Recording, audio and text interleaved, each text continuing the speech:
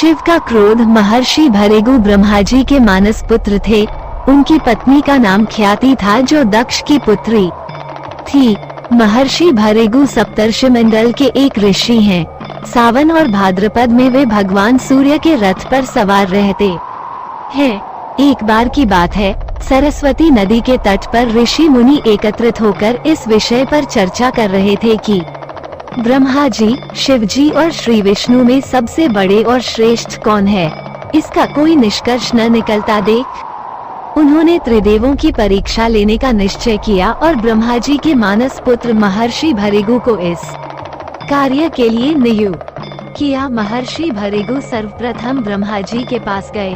उन्होंने न तो प्रणाम किया और न ही उनकी स्तुति की। ये देख ब्रह्मा जी क्रोधित हो गए।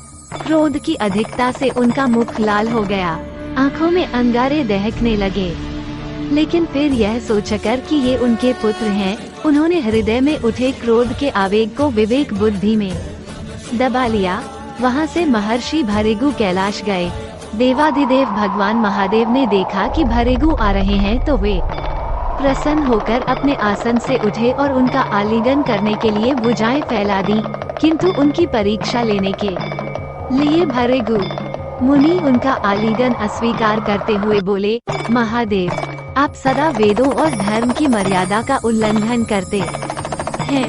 दुष्टों और पापियों को आप जो वरदान देते हैं, उनसे सृष्टि पर भयंकर संकट आ जाता है। इसलिए मैं आपका आलिंगन कदापि नहीं करूँगा। उनकी बात सुनकर भगवान शिव क्रोध से तिलमिला उठे।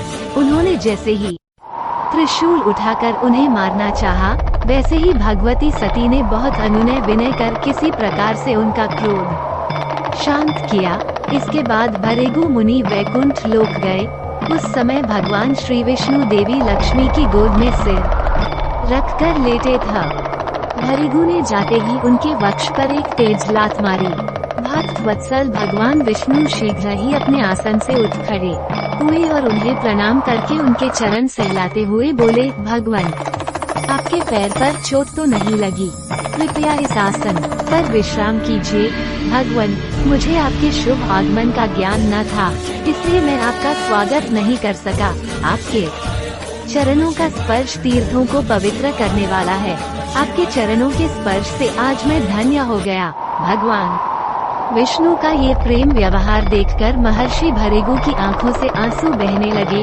उसके बाद वे ऋषि मुनियों के पास लौट आए और ब्रह्मा जी, शिव जी और श्री विष्णु के यहाँ के सभी अनुभव विस्तार से कह बताया। उनके अनुभव सुनकर सभी ऋषि मुनि बड़े हैरान हुए और उनके सभी संदेह दूर हो गए। तभी से वे भगवान विष्णु को सर्वश्रेष्ठ मानकर उनकी पूजा अर्चना करने लगे। वास्तव में उन ऋषि मुनियों ने अपने लिए नहीं, बल्कि मनुष्यों की